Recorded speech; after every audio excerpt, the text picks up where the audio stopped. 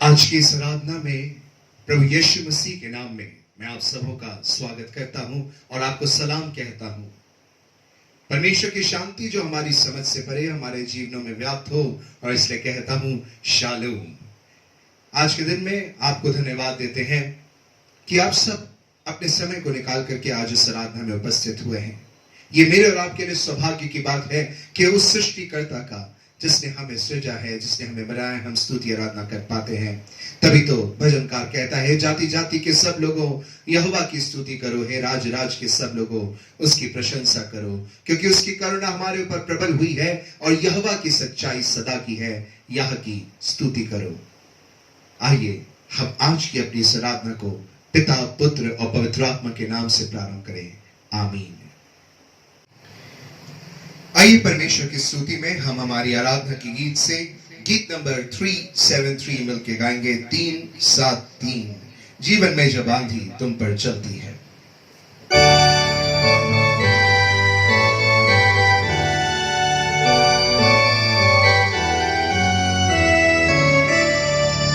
जीवन में जब आंधी तुम पर चलती है और निराशा घेरे जब सब होश है, अपनी सारी आशीष गिनो ले लेना और तुम विस्मित होगे देखकर कृष्ण के काम।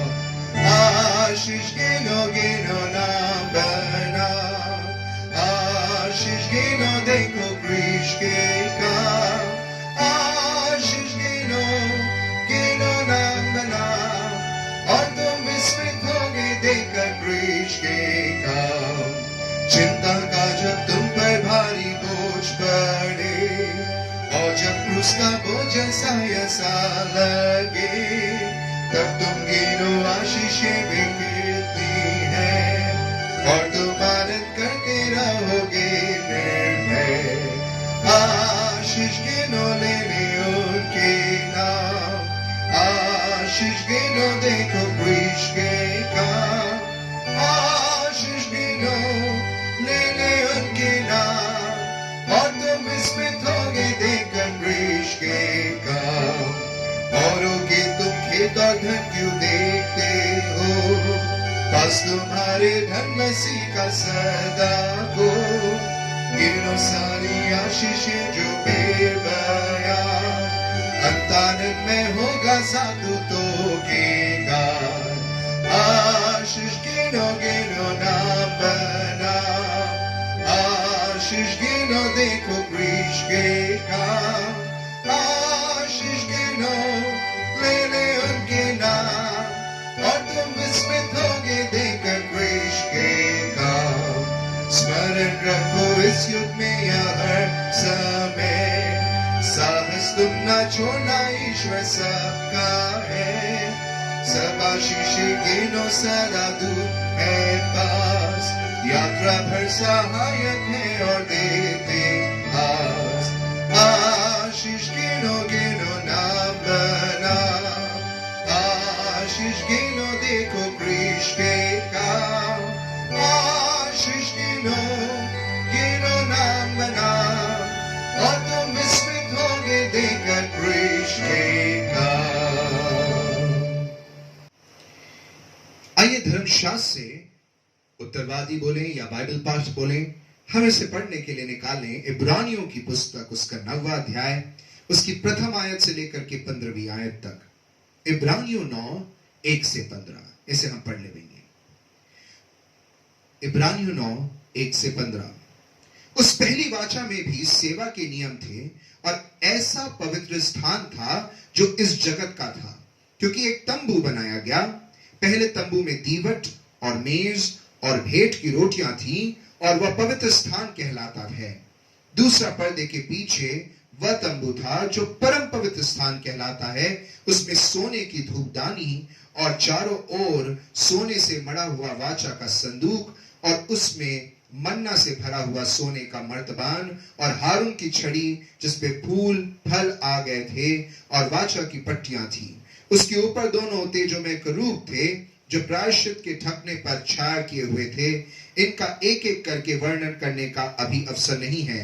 ये वस्तुएं इस रीति से तैयार हो चुकी। उस पहले तंबू में याजक हर समय प्रवेश करके सेवा के कार्य संपन्न करते हैं, पर दूसरे में केवल महायाजक वर्ष भर में एक ही बार जाता है और बिना लहू लिए नहीं जाता, जिससे वह अपने लिए और लोगों की भूल चूक के लिए चढ़ाता है।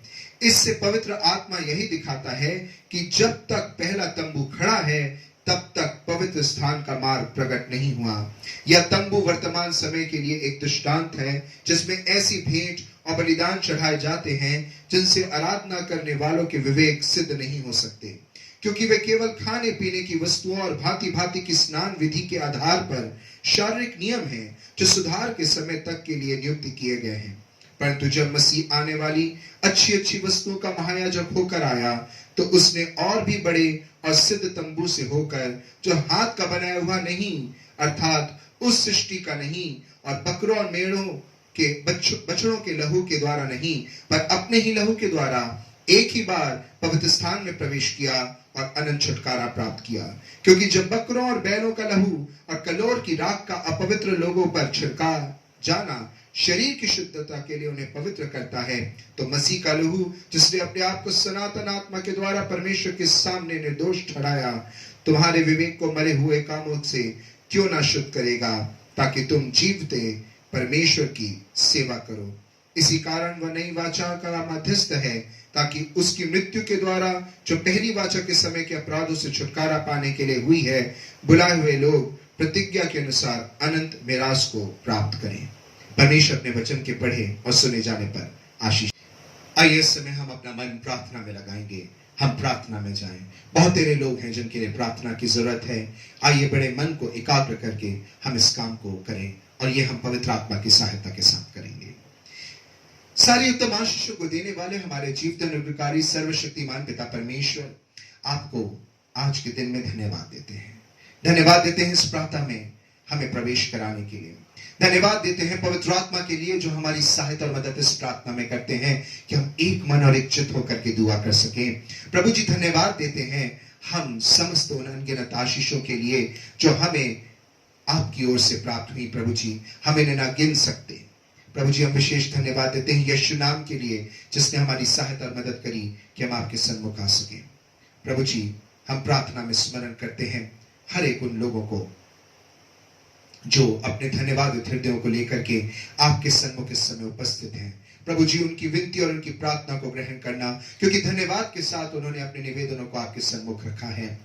प्रभु जी इस समय बहुत तेरे अपने मन में अपने परिवार, अपने प्रिय, अपने लोगों के लिए, अपनी कलीसिया के लिए प्रार्थना कर रहे होंगे। आप उनकी भी सहायता और मदद करें। सर्वशक्तिमान पिता परमेश्वर धन्यवाद देते हैं हमें इन सारी महामारी और सारी समस्याओं से बचा करके रखने के लिए, हमारे प्रियों की सुधि लेने के लिए, हमें नौकरी देने के लिए, हमारे घरों को संचालित करने के लिए, हर एक रीति से उपायों को करने के लिए। प्रभु जी ये आपकी महानता है। परंतु प्रभु हमें ऐसे लोग भी नजर आते हैं जो बड़े क्लेश से होकर के गुजर रहे हैं, जिनके घर पे पिता परमेश्वर भोजन वस्तुओं से लेकर के पिता परमेश्वर बहुत सारी वस्तुओं की कमी है। प्रभु जी हमारे दिलों को खोल पिता परमेश्वर की सहायता और मदद के लिए वहां उपस्थित होने वाले हों। प्रभु जी एक एक लोगों की सहायता और मदद कर कि वो अपने आप को आपके इस कार्य के लिए समर्पित करने वाला बन जाए। प्रभु जी इस कलीसिया के लिए प्रार्थना करते हैं। इस कलीसिया ने पिता परमेश्वर लज्जित होने से लेकर के क्लेश तक को भोगा प्रभु, ताकि हम सत्यता की राह पर आपके सिखाए मार्ग पर चलने वाले हो सके। हाँ प्रभु जी, हमसे इस राह में बहुत सी गलतियां हुई, उसके लिए क्षमा चाहते, परंतु प्रभु जी धन्यवाद देते हो स्वच्छ विवेक के लिए जो आपने हमें दिया है। प्रभु जी इस कलीसिया को प्रभु जी निरंतर जागृत रखना, पवित्र आत्मा से परिपूर्ण रखना प्रभु जी, इसमें दिखावे के आडंबर नहीं प्रभु जी, परंतु सत्यता की शालीनता और पिता परमेश्वर सत्य समर्पण पिता परमेश्वर प्रत्येक कलीसिया के सदस्य में प्राप्त होने वाला हो। प्रभु जी हम इस समय प्रार्थना करते हैं अपने कलीसिया के हर एक घटकों के लिए, संडे स्कूल, जवान सभा, महिला सभा और पिता परमेश्वर चर्च पंचायत और पिता परमेश्वर विभिन्न सभिस्त कमेटियां जो अपने संचालन के माध्यम से प्रभु जी कलीसिया कार्य को सुचारू रूप से रखती हैं। प्रभु जी इन पर अपनी आशीष देना, जवान बच्चों को पिता परमेश्वर आप में समर्पित जीवन देना पिता परमेश्वर, क्योंकि शद्रक मेशक अबेदनगो प्रभु जी हमारे लिए एक एग्जाम्पल बनकर के खड़े होते हैं प्रभु जी, लेकिन हमारे जवान गफलत में और पिता परमेश्वर पाप में और पिता परमेश्वर संसार और संसारिकता की बातों में और शारीरिक बातों में विलुप्त पाए जाते हैं। प्रभु जी उनसे वो दूर होने वाले हो सके, वो उस मत वालेपन से दूर होने वाले हो पिता परमेश्वर, शराब की लत पिता परमेश्वर, फोन की लत पिता परमेश्वर, पोर्नोग्राफी की लत पिता परमेश्वर इनके जीवनों को नाश कर रही है। प्रभु जी ने बचा ले पिता परमेश्वर, हमारी प्रार्थना को सुन प्रभु जी इनके हृदय को बदल दे, क्योंकि आप तो राजाओं के मुख को नालियों के मुख के समान मोड़ना जानते हैं। प्रभु जी इन तरुणों को पिता परमेश्वर आप बचा लीजिए प्रभु प्रार्थना में स्मरण करते हैं कलीसिया के बुजुर्गों को, एक एक को पिता परमेश्वर अच्छा श्वास दीजिए प्रभु जी। हमें हर एक के लिए धन्यवाद देते हैं, क्योंकि ना सिर्फ अपने परिवार के लिए परंतु समस्त समाज के लिए प्रभु जी ये आशीष के कारण है। बुजुर्गों में प्रभु जी विशेष करके हम इस समय स्मरण करते हैं हमारे प्राचीन श्री एन के सैम्बल को प्रभु जी, जिनकी आंखों में तकलीफ है प्रभु जी आप छुए स्पर्श करें प्रभु जी, उनका ऑपरेशन सक्सेसफुल होने वाला हो प्रभु जी, आप अद्भुत कार्य करें प्रभु जी रोजी नानी के लिए भी प्रार्थना करते हैं, श्रीमती रोजी सैम्बल के लिए प्रभु जी, बीते समयों में प्रभु जी उनका स्वास्थ्य अच्छा नहीं था, लेकिन आपने सहायता मदद करी प्रभु जी, अब वो बेहतर पाई जाती हैं। सर्वशक्तिमान पिता परमेश्वर हम प्रार्थना में स्मरण करते हैं प्रभु जी इस समय उन लोगों को जो बीमार हैं प्रभु जी, विशेष प्रार्थना करते हैं भाई सुभाष राम के लिए प्रभु जी, हम प्रार्थना करते हैं पिता परमेश्वर श्रीमती उषा लाल के लिए पिता, प्रभु जी हम प्रार्थना करते हैं छोटे बच्चे आइजू के लिए पिता परमेश्वर, हम प्रार्थना करते हैं भाई साहिल शिवास के बच्चे के लिए पिता परमेश्वर, और भी ऐसे छोटे बच्चों के लिए पिता परमेश्वर जो हमारी कलीसिया में है प्रभु जी, अच्छा स्वास्थ्य दें, इनकी सहायता और मदद करें। प्रभु जी हम प्रार्थना में स्मरण करते हैं उन जवानों को जिनके विवाह होने में पिता परमेश्वर विलंब हो रहा है प्रभु जी, अपनी सहायता और मदद भेजिए प्रभु जी, क्योंकि जोड़े तो आपने बनाए हैं प्रभु जी, और उनका मुकम्मल होना इस संसार पर छोड़ा है प्रभु एक एक के पिता परमेश्वर सहायता मदद करें, ताकि पिता परमेश्वर से विवाह नहीं परंतु एक मसीह परिवार के निर्माण की ओर आपसे बंद करके प्रभु जी वो इस विवाह सूत्र में बंधने वाले हों प्रभु जी, जिनके लिए अच्छे सूट नहीं मिले पिता परमेश्वर, उनकी आप सहायता मदद करें प्रभु जी। हम इस समय स्मरण करते हैं उन लोगों को पिता परमेश्वर जो निसंतान है प्रभु जी, उनकी भी आप सुधी लें पिता परमेश्वर, सहायता और मदद करें प्रभु जी। हम प्रार्थना करते हैं उन लोगों के लिए जो अकेले हैं पिता परमेश्वर और खौफ का जीवन जीते हैं, जो डिप्रेस्ड हैं पिता परमेश्वर, जिन्होंने अपने आप को आपसे दूर कर लिया है प्रभु जी, उन्हें अपनी समीपता में खींच लेकर आ जाए पिता परमेश्वर। प्रभु जी हम उन गुनगुने जीवनों के लिए प्रार्थना करते हैं जो हमारी कलीसिया हमारे परिवारों में व्याप्त है प्रभु जी, वो उस गुनगुनेपन से दूर होकर आपकी गर्माहट के नजदीक आने वाले बन जाएं प्रभु जी। हमें पवित्र आत्मा के वरदानों से परिपूर्ण करें, हमें पवित्र आत्मा के छलकते हुए कटोरे के रूप में बना दे पिता परमेश्वर।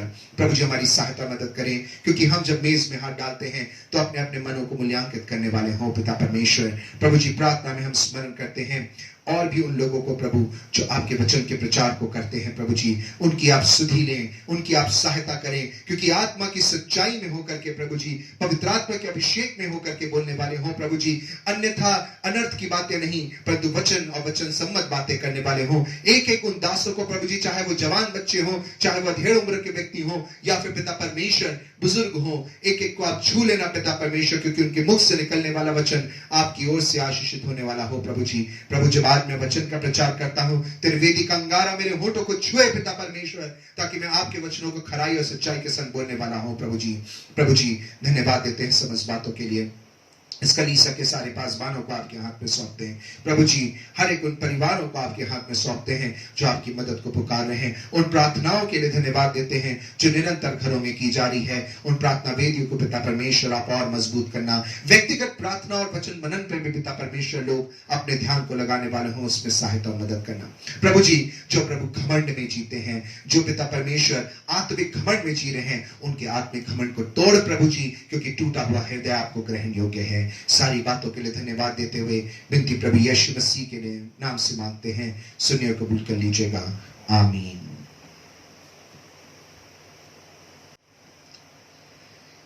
प्रियो, आज के दिन में मेरे और आपके मनन के लिए परमेश्वर ने जो संदर्भ दिया है और जिस वचन पे हम मनन करने वाले हैं वो अद्भुत है और अनूठा है। बहुत कम हम उस काल पर और उस समय पर अपने वचन के अध्ययन को करते हैं, और वो है प्रभु यीशु मसीह की सलीबी मौत से लेकर के उनके जी उठने के बीच के समय की घटनाओं पर। आज हम मनन करेंगे उन समस्त घटनाओं पर, उनसे निकलने वाली शिक्षाओं पर जो प्रभु यीशु मसीह के उस सलीब पर मौत देने के बाद से लेकर के यीशु मसीह के जी उठने के बीच में हुई थी। क्योंकि प्रभु यीशु मसीह का जीवन एक उदाहरण पूर्ण जीवन है।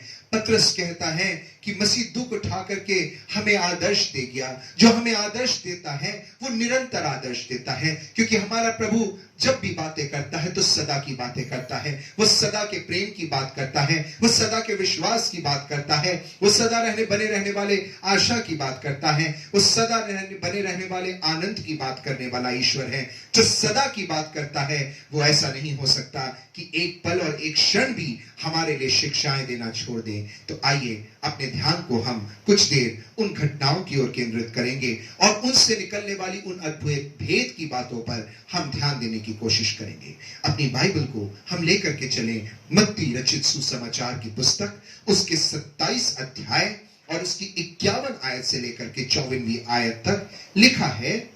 और देखो, मंदिर का पर्दा ऊपर से नीचे तक फटकर 2 टुकड़े हो गया, और धरती डोल गई और चट्टानें धड़क गई और कब्रें खुल गई, और सोए हुए पवित्र लोगों के बहुत से शव जी उठे, और उसके जी उठने के बाद वे कब्रों में से निकलकर पवित्र नगर में गए और बहुतों को दिखाई दिए। तब सूबेदार और जो उसके साथ यीशु का पहरा दे रहे थे भूकंप और जो कुछ हुआ था देखकर अत्यंत डर गए और कहा, सचमुच यह परमेश्वर का पुत्र था। अद्भुत घटनाएं मुझको और आपको घटित होती हुई दिख रही हैं। घटनाएं जो पवित्र लोक में भी हो रही हैं, घटनाएं जो भौगोलिक रीति से भी हो रही हैं, और घटनाएं जो मन की गहराई में भी हो रही हैं। एक और उस पवित्र मंदिर में वो पर्दा जो एक दीवार के समान मोटा है, वो ऊपर से नीचे तक 2 टुकड़ों में फट जाता है। एक और ये संसार और संसार की सारी बातें डोलने लगती हैं, डगमगाने लगती हैं, पृथ्वी हिल उठती है, अंधकार छा जाता है, और एक और लोगों के हृदय का परिवर्तन हो रहा है। ये असामान्य नहीं परंतु अद्भुत घटना है, और इस घटना से हम आज कुछ सीखने का प्रयास करेंगे। सबसे पहली बात हमें यहां देखने मिलती है कि मंदिर का पर्दा ऊपर से नीचे तक फट गया। क्या है ये पर्दा? आज मैंने और आपने उत्तरवादी पाठ के समय में, बाइबल पाठ के समय में इब्रानियों की पुस्तक और उसके 9वें अध्याय और उसकी पहली आयत से लेकर के 15वीं आयत तक पढ़ा। मुझको और आपको मालूम है कि परमेश्वर ने जब मूसा को व्यवस्था दी तो उसने उन्हें बहुत सारी बातें बताई जिन्हें उन्हें पूर्ण करना था, और उनमें से एक था उस तंबू का निर्माण करना। वो तंबू जिसके मध्य में वाचा का संदूक रखा हुआ है। वो वाचा का संदूक जो बहुत पावरफुल है, इसलिए नहीं क्योंकि उसमें कुछ यंत्र है, पर इसलिए क्योंकि परमेश्वर की प्रॉमिसेस का वो संदूक है। उसके अंदर 3 चीजें रखी हुई हैं। उसके अंदर मन्ना है, उसके अंदर हारून की छड़ी है, और उसके अंदर 10 आज्ञाओं की पट्टी है। एक बार हम बाइबल अध्ययन कर रहे थे और प्रभु के बड़े ही अच्छे दास मिस्टर अमित गौतलिब ने हमें एक बड़ी अच्छी बात बताई, और सच में उसे सुन करके हमारा मन आनंद से भर गया। उस वाचा के संदूक के अंदर क्या था? उस वाचा के अंदर तीन चीजें रखी हुई थी।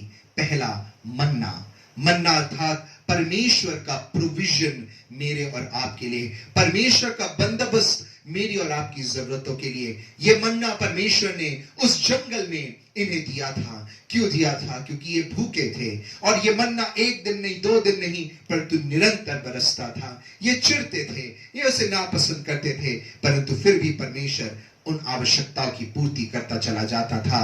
और उस मन्ने को इस्राएलियों ने नकार दिया, और उस नकारे जाने का प्रतीक के रूप में वो मन्ना अंदर रखा गया कि मनुष्यों ने परमेश्वर की प्रयोजन को नकारा है। हारून की छड़ी बताती है कि परमेश्वर ने जिस लीडरशिप को ठहरा करके रखा था, जिस लोगों को, जिस परिवार को अगुवाई के लिए ठहरा करके रखा था, उनके खिलाफ कोरह और दतान और बाकी इस्राएलियों ने बलवा किया, उनके खिलाफ बातचीत करी। और तब परमेश्वर ने बात को सही साबित करने के लिए एक और उन उपद्रवी इस्राएलियों की छड़ी और एक और हारून की छड़ी को रखा। और हारून की छड़ी में ना सिर्फ फूल आए, परंतु बादाम भी आ गए, और सारी चीजें वो फल उठी। लेकिन वो हारून की छड़ी प्रतीक बनती है मनुष्य का परमेश्वर की अगुवाई पर प्रश्न चिन्ह उठाने की। और तीसरी बात, वो 10 आज्ञाओं की पट्टी, वो आज्ञाएं जो परमेश्वर ने मेरे और आपके जीवन की बेहतरी के लिए दी, वो आज्ञाएं जो परमेश्वर ने मेरे और आपके जीवन को पाप के दासत्व के, पाप को पहचानने के लिए दी, इसलिए दी कि हम उससे बच करके रहें। परमेश्वर ने तो स्वयं उत्पत्ति की पुस्तक में कहा था कि पाप तुम्हें फाड़ खाने के लिए बैठा हुआ है, और इसलिए उससे बचाने के लिए परमेश्वर ने पहले पाप क्या है वो हमें इन आज्ञाओं के माध्यम से बताया, और ये कहा कि तुम इन्हें ना करना। प्रियो, वो 10 आज्ञाओं को जब लेकर के मूसा नीचे आते हैं तो पाते हैं कि हारून और पूरी इजरायली सभा एक साथ मिलकर के मूर्ति पूजा करने लग गई है। उन्होंने परमेश्वर की उस ईश्वरत्व को और उसकी आज्ञाओं को भी नकारा था। प्रियो, मनुष्य के इन तीनों बातों को नकारने को, परमेश्वर को तुच्छ जानने को, उससे शत्रुता करने को परमेश्वर ने अपनी वाचा के अंदर में बंद करके रख लिया कि सुनो, मैं तुम्हें नाश नहीं करूंगा, मैं तुम्हारी गलतियों को अपने अंदर ढांप लूंगा। और उस वाचा के संदूक को वो उस अति पवित्र स्थान के अंदर रखते थे, और पवित्र स्थान और अति पवित्र स्थान के बीच में एक पर्दा था, और वो पर्दा यीशु मसीह के सलीबी मौत के बाद 2 टुकड़ों में फट गया। क्यों फट गया? लिखा हुआ है यहां पर, क्योंकि उस अति पवित्र स्थान के अंदर में महायाजक एक ही बार साल में जाया करते थे, और वो बकरे और बछड़े का लहू छिड़कते थे वहां पर। इसलिए वो लहू लगाया जाता था, मेमने का लहू लगाया जाता था उसके ऊपर पे, और वो इसलिए लगाया जाता था ताकि सबों के पापों की क्षमा की जा सके।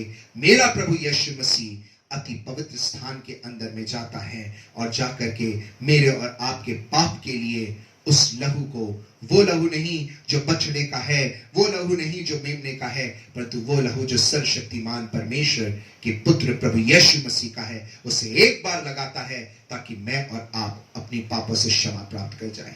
ये वो इस संसार के इस मंदिर में नहीं करता, परंतु ये वो उस स्वर्ग के मंदिर में करता है। क्योंकि देखिए यहां लिखा हुआ है इब्रानियों 9:11 में, परंतु जब मसीह आने वाली अच्छी वस्तु का महायाजक होकर आया तो उसने और भी बड़े और सिद्ध तंबू में होकर, जो हाथ का बनाया हुआ नहीं अर्थात इस सृष्टि का नहीं है।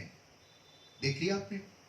और 14 पद में लिखा है, तो मसीह का लहू जिसने अपने आप को सनातन आत्मा के द्वारा परमेश्वर के सामने निर्दोष चढ़ाया, तुम्हारे विवेक को मरे हुए कामों से क्यों ना शुद्ध करेगा। इस लहू की सामर्थ्य थी कि इसने मेरे शरीर को नहीं, इसने मेरी आंख बस को नहीं, इसने मेरे मुख बस को नहीं, परंतु मेरे विवेक तक को शुद्ध कर दिया। और ये मेरे प्रभु यीशु मसीह के लहू की सामर्थ्य है, और इसी मध्यस्थता के कारण मैं और आप बचाए गए। लेकिन जैसा मैंने कहा, इस परमेश्वर के तंबू के अंदर में एक सेपरेशन था। अति पवित्र स्थान के अंदर कोई नहीं जा सकता था, क्योंकि वो पर्दा था, और वो पर्दा बंद था, और सिर्फ महायाजक जा सकता था। और प्रभु यीशु मसीह मलकीसदेक की रीति पर हमारा महायाजक होकर के उस अति पवित्र स्थान में गया और हमें बचा लिया। इस मंदिर के पर्दे के फट जाने का क्या अर्थ है, इसे समझने के लिए हमें इब्रानियों 10 उसके 19 से 21 को पढ़ना पड़ेगा और मैं सरल करके इस बात को आपको समझाऊंगा। इसलिए हे भाइयों, जब हमें यीशु के लहू के द्वारा उस नए और जीवते मार्ग में पवित्र स्थान में प्रवेश करने का हियाव हो गया है, जो उसने पर्दे अर्थात अपने शरीर में से होकर हमारे लिए अभिषेक किया है, और इसलिए कि हमारा ऐसा महायाजक है जो परमेश्वर के घर का अधिकारी है, तो आओ हम सच्चे मन और पूरे विश्वास के साथ और विवेक का दोष दूर करने के लिए हृदय पर छिड़काव लेकर और देह को शुद्ध जल से धुलवाकर परमेश्वर के समीप जाएं। आओ हम अपनी आशा के अंगीकार को दृढ़ता से थामे रहें, क्योंकि जिसने प्रतिज्ञा की वह सच्चा है। यहाँ 19 से लेकर के 21वीं आयत तक मुझको और आपको पता चलता है कि यह पर्दा इसलिए फटा क्योंकि अब मैं और आप भी उस अति पवित्र स्थान में प्रवेश कर सके। और वो पर्दा क्यों फटा? क्योंकि वो पर्दा प्रभु यीशु मसीह की देह का प्रतीक है, और प्रभु यीशु मसीह की देह इसलिए तोड़ी गई ताकि मैं और आप उसके अंदर प्रवेश कर सकें। जी हाँ प्रियो, अब याजक भी प्रवेश कर सकते हैं। आप कहेंगे हम कहां से याजक ठहरे? आइए पहले पत्रस की पुस्तक उसके 2 अध्याय और उसके 9वें पद में हम चलते हैं। पहले पत्रस की पुस्तक उसका 2 अध्याय उसकी 9वीं आयत कहती है, पर तुम एक चुना हुआ वंश और राजपदधारी याजकों का समाज हो। प्रभु ने मुझको और आपको याजक कहा है, और अब हम याजक उस अति पवित्र स्थान के अंदर में जा सकते हैं। वो पर्दा इसलिए फटा क्योंकि प्रभु कहना चाहता था, यीशु के देह के तोड़े जाने से अब तुम मेरे अति पवित्र स्थान में आ सकते हो, क्योंकि तुम्हारे विवेक को मेरे पुत्र के लहू ने शुद्ध कर दिया है। दूसरे कुरिन्थियों की पुस्तक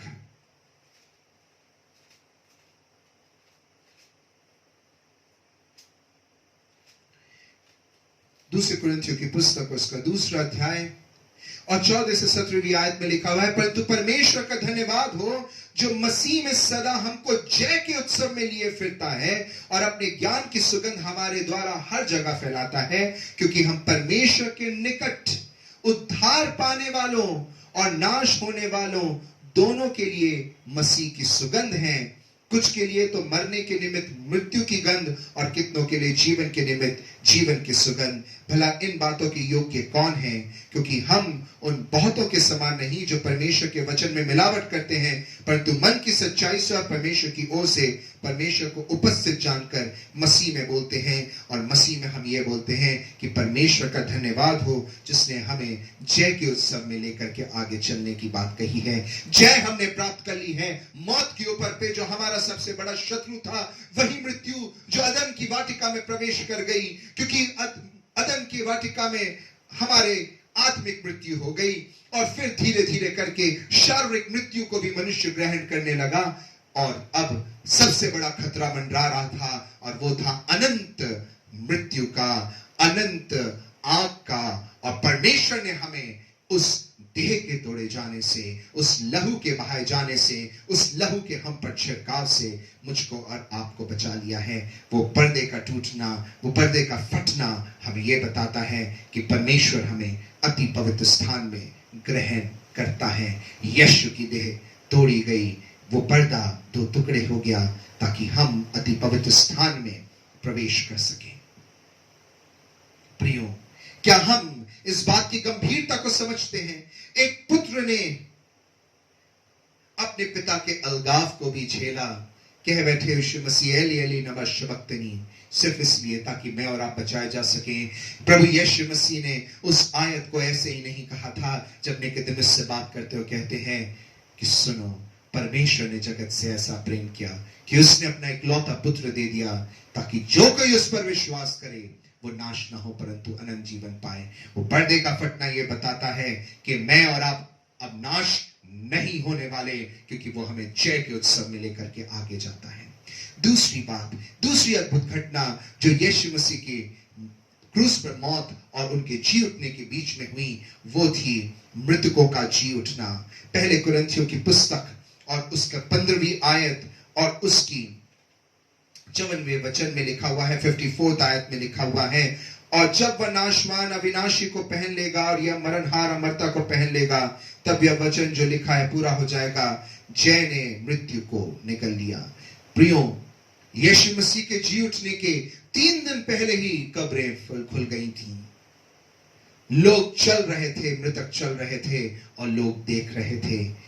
the message was clear, death, मौत, अब तेरा डर नहीं रहा। जी हां, इस घटना ने यह बताया था कि मौत के ऊपर जीत हासिल कर ली गई है। अब तो यीशु सती पवित्र स्थान में जा रहा है, वो लहू लगाने के लिए, ताकि मेरे और आपके पापों की क्षमा हमेशा के लिए हो जाए। तीसरी अद्भुत घटना जो हमें उस क्रूस के समीप निकट दिखाई देती है, और वो है उन सेंचुरियंस का, उन लोगों का बदल जाना, उनका प्रभु को परमेश्वर का पुत्र करके स्वीकार करना। क्योंकि लिखा है, तब सूबेदार और जो उसके साथ यीशु का पहरा दे रहे थे, भूकंप और जो कुछ हुआ था उसे देखकर अत्यंत डर गए और कहा, सचमुच यह परमेश्वर का पुत्र था।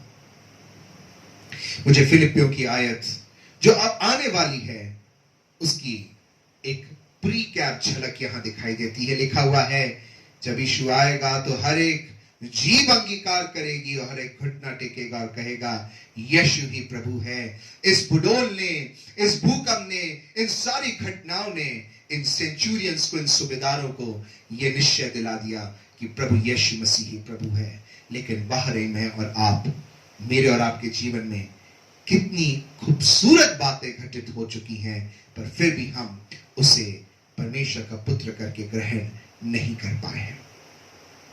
प्रियो, इन अद्भुत घटनाओं के अलावा 2 और ऐसी बातें हुई, 2 और लोगों का जीवन का बदलाव हुआ, 2 और लोगों के जीवन में एक रिवाइवल आया, जिसके कारण परमेश्वर के नाम को महिमा मिली।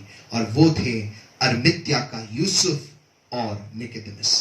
यूहन्ना रचित सुसमाचार की पुस्तक, उसका 19 अध्याय और उसकी 38वीं आयत को हम देखेंगे। यूहन्ना रचित सुसमाचार, उसका 19 अध्याय और उसकी 38वीं आयत। लिखा हुआ है, इन बातों के बाद अरमित्या के यूसुफ ने, जो यीशु का चेला था, परंतु यहूदियों के डर से इस बात को छिपाए रखता था, पिलातुस से विनती की कि क्या वह यीशु का शव ले जा सकता है। पिलातुस ने उसकी विनती सुनी और वह आकर उसका शव ले गया। अरमित्या के यूसुफ के विषय में लिखा है कि वो यीशु मसीह का चेला था, वो यीशु मसीह को स्वीकार कर चुका था, लेकिन लोगों के डर के मारे वो खुल करके सामने नहीं आता है। लेकिन यीशु की मौत ने ना सिर्फ सूबेदारों को, परंतु यीशु के चेलों के डर को भी समाप्त कर दिया, और वो निकल करके सामने आता और कहता है, अब मुझे खौफ नहीं, हे पिलातुस, क्या तू मुझे यीशु की देह को देता है। यीशु के संग चलने वाले वो 12 प्रेरित अब उससे दूर भाग चुके हैं, लेकिन ये छुप करके रहने वाला चेला खुल करके सामने आता है। जी हां प्रियो, यीशु मसीह की सलीबी मौत ने मेरे और आपके डर को समाप्त कर दिया। आज हो सकता है मैं और आप आर्थिक रीति से डर रहे हो, मैं और आप सामाजिक रीति से डर रहे हो, मैं और आप अपने नौकरी के खो जाने से डर रहे हो, मैं और आप अपने जीवन की ऐशो आराम के खो जाने से डर रहे हो। इस डर को छोड़ दीजिए, क्योंकि मेरा जिंदा खुदा मेरे स्वीकारे जाने को, मेरे बचाए जाने को ज्यादा अहमियत देता है। परंतु वो ये कहता है कि जो मुझे इस संसार में लोगों के सामने मान लेगा, उसे ही मैं अपने परमेश्वर के सामने स्वीकार करूंगा। अगर मैं और आप उसे पहचानने और उसे स्वीकार करने से इनकार कर बैठते हैं, तो वो मुझको और आपको भी पहचानने से इनकार कर बैठेगा। यीशु मसीह के सलीब के पास एक जीत हुई थी, वो जीत थी डर की हार और प्रभु पे स्वीकार करने की जीत। ऐसा ही घटना निकोदेमुस के साथ में भी होती है। ये वही निकोदेमुस हैं जो रात के अंधेरे में यीशु मसीह से मिलने आए हैं, जो भेद की बातें पूछते हैं, जो नए जीवन के बारे में स्पष्टता को ग्रहण करते हैं, जो यीशु के कार्य करने की प्रणाली से लेकर के यीशु मसीह के आने के उद्देश्य को पूछते हैं। उन्हें मालूम है कि ये मसीहा है, लेकिन अपने पद के खो जाने के डर से, अपने वैभव के खो जाने के डर से वो यीशु के पीछे चल पाने से अपने आप को बचाते रहते हैं। लेकिन यूहन्ना 19 और उसके 29 में लिखा हुआ है, निकोदेमुस भी जो पहले यीशु के पास रात को गया था, 50 सेर के लगभग मिला हुआ गंधरस और एलाव ले आया। वो अरिमथ्या के यूसुफ के संग शामिल होता है और खुल करके कहता है कि yes, I am a follower of Christ.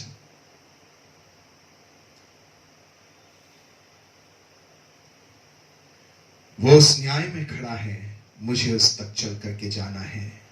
वो उस न्याय में शांत है, मुझे उस तक चल करके जाना है। यीशु मर गया ताकि मैं जी जाऊं। प्रियो, ये घटनाएं क्रूस के समीप हुई।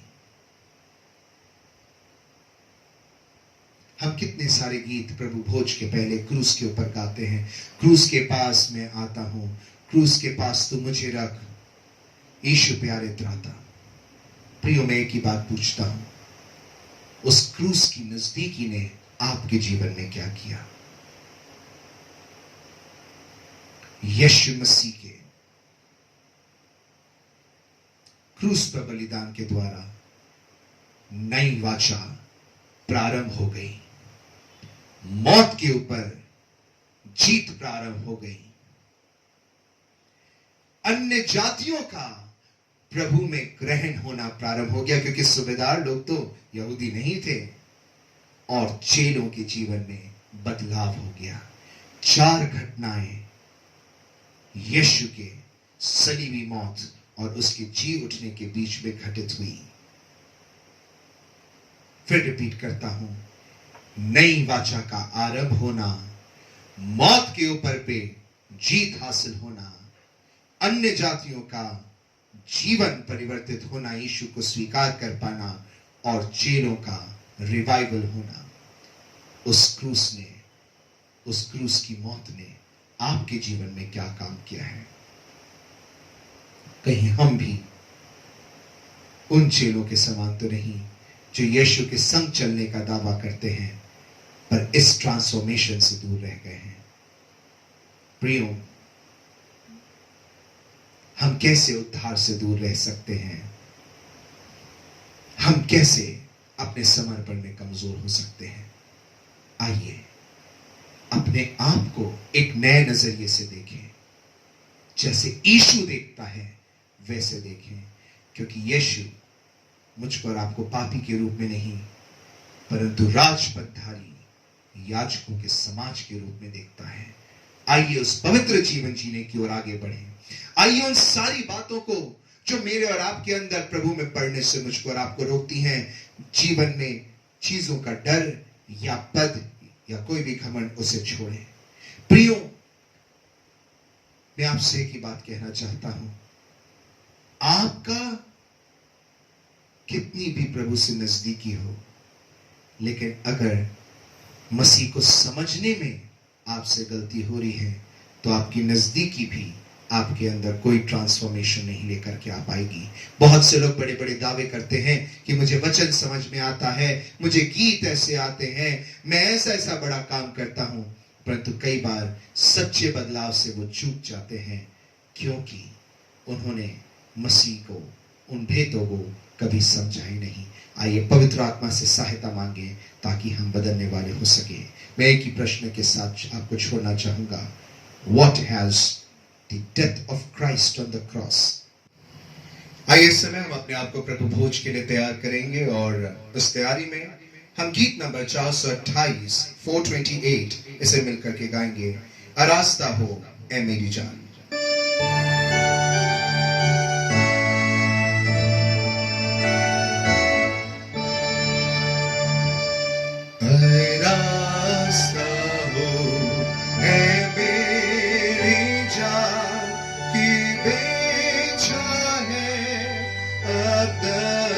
The जाने को आरास्ता हो खुदावंद की जियाफत को। खुदावंद में हूँ खता का और हूँ हर बात में गुनहगार। मैं बुरे पेड़ की डाली हूँ और अच्छे फल से खाई हूँ। तू अपने कामिल फजल से आराज़गी को मुझे दे।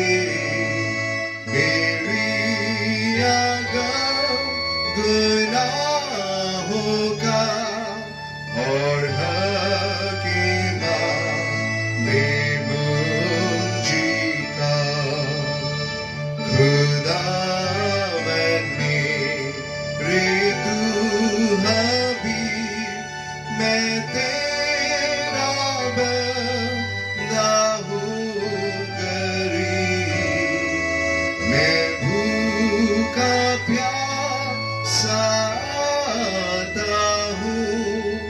आसूदा हूँ चाहता हूँ। मसीहिया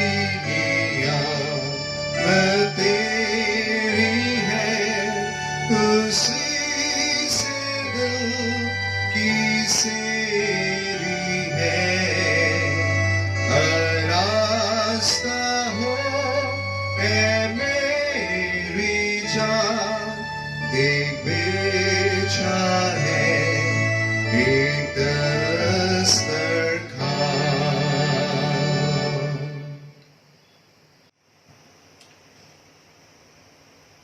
आइए प्रभु भोज के लिए अपने आप को तैयार करें। मत्ती की पुस्तक उसके 26 अध्याय में लिखा हुई है, जब सांझ हुई तो वह 12 के साथ भोजन करने के लिए बैठा। जब वे खा रहे थे तो उसने कहा, मैं तुमसे सच सच कहता हूं कि तुम में से एक मुझे पकड़वाएगा। इस पर वे बहुत उदास हुए और हर एक उससे पूछने लगा, हे गुरु, क्या वो मैं हूं? उसने उत्तर दिया, जिसने मेरे साथ थाली में हाथ डाला है वही मुझे पकड़वाएगा। मनुष्य का पुत्र तो जैसा उसके विषय में लिखा है जाता ही है, परंतु उस मनुष्य के लिए शोक जिसके द्वारा मनुष्य का पुत्र पकड़वाया जाता है। यदि उस मनुष्य का जन्म ही ना होता तो उसके लिए भला होता। तब उसके पकड़वाने वाले यहूदा ने कहा, हे रब्बी, क्या वो मैं हूं? उसने उससे कहा, तू कह चुका। हम जब भी इस स्थल को पढ़ते हैं प्रभु भोज की तैयारी के पहले, तो हम ना सिर्फ प्रभु यीशु मसीह को, उस चित्र को जो प्रभु यीशु मसीह के 12 चेलों के साथ में बैठकर खाने को, परंतु हम यहूदा इस्करियोती को भी स्मरण करते हैं। पर मेरा आज इस प्रभु भोज में मनन का कारण ये नहीं कि हम यहूदा इस्करियोती के विश्वासघात को और उसके प्रभु यीशु मसीह को बेचने पर ध्यान करें, उसकी बुराई पर अपने ध्यान को करें, परंतु मैं देखना चाहता हूं उन 12 चेलों को। यहां पे आपने क्या ध्यान दिया? लिखा हुआ है, यीशु कहते हैं, जब वे खा रहे थे तो उसने कहा, मैं तुमसे सच सच कहता हूं कि तुम में से एक मुझे पकड़वाएगा। इस पर वे बहुत उदास हुए। यहां तक मुझे ठीक लगा, क्योंकि उन्हें दुख है कि हम में से कोई एक है जो यीशु को पकड़वाने वाला है। कैसा वो व्यक्ति है, क्यों वो व्यक्ति है? लिखा है, और हर एक उससे पूछने लगा, हे गुरु, क्या वो मैं हूं? मुझे खेद होता है सोच करके, हर किसी को ऐसा लग गया कि मैं यीशु का विश्वासघात करूंगा, मैं यीशु को पकड़वाऊंगा। मुझे दुख लगता है, क्या ये अनुचित रीति से उस मेज में हाथ डाल रहे थे? क्या इन्होंने ये मूल्यांकन नहीं किया था कि मेरे जीवन में क्या पाप है, मेरे जीवन में किन निर्णयों को प्रभु में लेने से मैं चूक रहा हूं, कहां कहां मैं अपने संकल्प में कमजोर पड़ रहा हूं? इनकी क्या बात करूं? आप और मैं भी तो इसी अनिश्चितता के साथ में इस मेज में हाथ डालते हैं कि कहीं प्रभु मैं वो तो नहीं जो नरक की आंख में फेंका जाने वाला हूं, कहीं मैं वो तो नहीं जो आपको इनाम का अंगीकार करने से चूक गया हूं प्रभु, कहीं मैं वो तो नहीं जिसमें अनुचित रीति से हाथ डाल रहा हूं। प्रियो, इस मेज में अनिश्चितता के साथ में हाथ मत डालिए। निश्चय प्रभु यीशु मसीह ने दिया है कि मैंने तुम्हारे पापों को क्षमा किया है, पर उसका प्रारंभ तुम्हारे और मेरे पश्चाताप के साथ में हो सकता है। तो आइए पश्चाताप के साथ में इस मेज में शामिल हो। आइए हम इस रोटी और इस दाखरस के लिए प्रार्थना करेंगे। जो वो रोटी जो यीशु की देह का प्रतीक और वो दाखरस जो यीशु के लहू का प्रतीक है, हम इसके लिए प्रार्थना करेंगे। सर्वशक्तिमान पिता परमेश्वर, धन्यवाद देते हैं प्रभु भोज के लिए, इसकी स्थापना के लिए, इसके पिता परमेश्वर अद्भुत कार्यों के लिए, इसकी अद्भुत योजना के लिए, इसके आज तक प्रभावी अस्तित्व के लिए, जो हमें अपने जीवनों को पवित्र शुद्ध करने के लिए प्रत्येक संगति में तैयार करता है। प्रभु जी, हो सकता है कि हम आपके नाम के बड़े बड़े काम कर रहे हो, हम गीत गा रहे हो, हम प्रचार कर रहे हो, हम लोगों को प्रभु आपके पास आ रहे हैं, लेकर आ रहे हो, लेकिन अगर उन चेलों के समान हमारे अंदर में भी अनिश्चितता है कि हम आपको पकड़वाने वाले, हम आपको क्रूस पर चढ़ाने वाले काम कर रहे हैं, तो प्रभु जी शायद हमारा इसमें हाथ डालना पिता परमेश्वर व्यर्थ है, क्योंकि पिता परमेश्वर हम इसे अपने नुकसान के लिए कर रहे हैं, क्योंकि हम इसमें अनुचित रीति से हाथ डाल रहे हैं। प्रभु जी, उन अनुचित बातों को इसी पल और इसी क्षण हमारे जीवन से दूर कर प्रभु जी, यीशु की पवित्रता में आगे बढ़ने का हमें संकल्प दे दे प्रभु। पवित्र आत्मा हमारी सहायता और मदद करिए। विनती प्रभु यीशु मसीह के नाम से मांगते, सुने कबूल कीजिएगा, आमीन। आइए वो प्रार्थना जो प्रभु यीशु मसीह ने अपने शिष्यों को सिखाई, हम सब एक साथ मिलकर कहें। हे हमारे पिता, आप जो स्वर्ग में हैं, आपका नाम पवित्र माना जाए, आपका राज्य आवे, आपकी इच्छा जैसे स्वर्ग में पूरी होती है वैसे इस पृथ्वी पर भी पूरी हो। हमारे दिन भर की रोटी आज हमें दीजिए, और जैसे हमने अपने अपने अपराधियों को क्षमा किया है, वैसे ही आप हमारे अपराधों को क्षमा करें, और हमें परीक्षा में न लाएं, बल्कि बुराई से बचाएं, क्योंकि राज, पराक्रम और महिमा सदा आपकी है, आमीन। आइए अपनी अपनी भेंटों और धन्यवादी भेंटों को देने के द्वारा हम परमेश्वर की स्तुति करेंगे। क्षमा चाहता हूं कि शनिवार को क्योंकि हमारे संदेश वाहिका अनुपस्थित थी और वो समय पे शायद बिलासपुर नहीं पहुंच पाए, वो बाहर गई हुई थी, इसके कारण हमारी सीवाईएफ इस हफ्ते नहीं हो पाई। वो सीवाईएफ अगले सप्ताह सैटरडे को ही होगी, इस सप्ताह सैटरडे को ही होगी।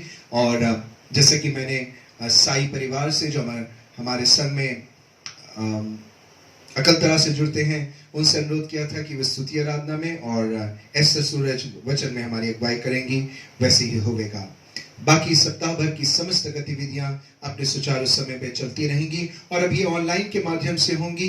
प्रियो, मेरी बात को गलत सेंस में मत लें, परंतु अब समय और ज्यादा खराब है।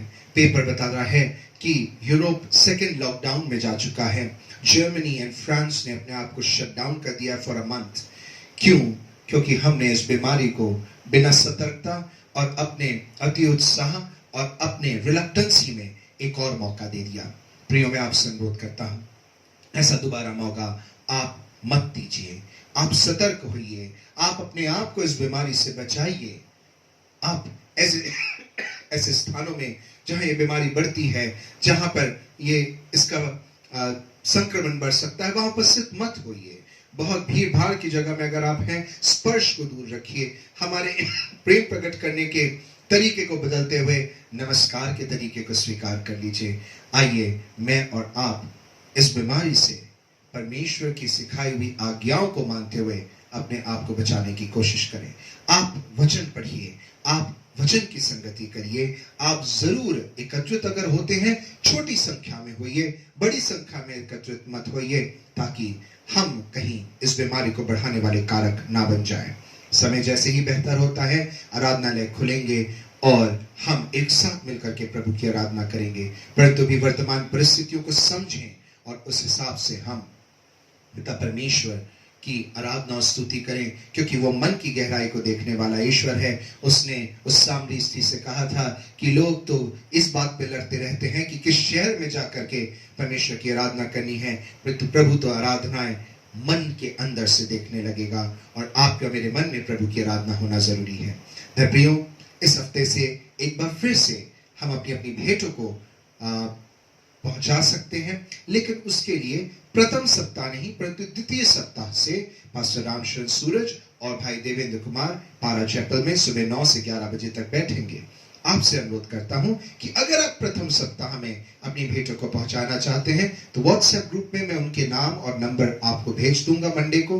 आप उनसे संपर्क करें, उन्हें आप अपने पास बुला लें, वो आकर के रसीद ले करके आपसे वो दान ग्रहण कर लेंगे और आपको रसीद दे देंगे।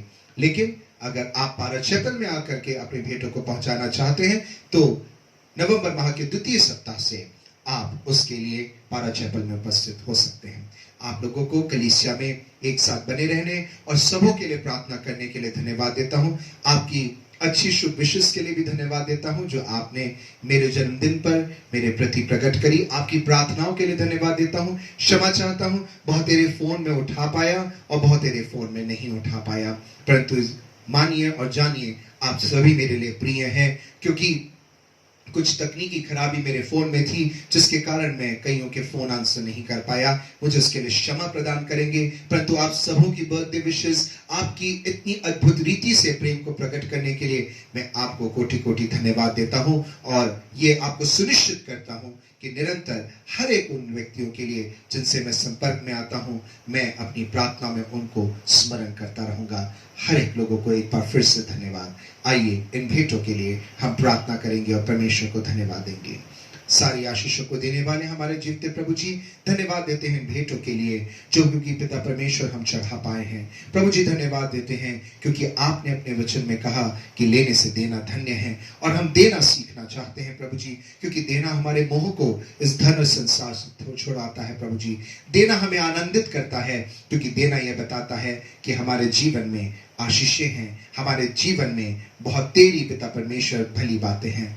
प्रभु जी बहुतों के मन इस देने के मामले में कच्चे हैं और पिता परमेश्वर के मन में डाउट है। प्रभु जी इस संसार के डर को हटा करके देने का हृदय हमें से प्रत्येक को दे। प्रभु जी हम ना सिर्फ धन को परंतु अपने मन को, अपने प्राण को, अपनी शक्ति को और अपनी बुद्धि को भी आपको देने वाले हों, क्योंकि इन्हीं के माध्यम से हम आपसे प्रेम कर सकते हैं। जितों ने पिता परमेश्वर बीते सप्ताह में अपने जन्मदिन को या फिर पिता परमेश्वर अद्भुत आशीषों को प्राप्त करते हुए इस विशेष दिन को मनाए हैं, पिता परमेश्वर उन पर आपके आशीष भरे हाथ को चाहते हैं। जिनकी मैरिज एनिवर्सरीज थी पिता परमेश्वर उन पे भी आपकी आशीष को चाहते हैं। आज के दिन में हमारी सहायता मदद करने के लिए, वचन से हमसे बातचीत करने के लिए आपको धन्यवाद देते हैं।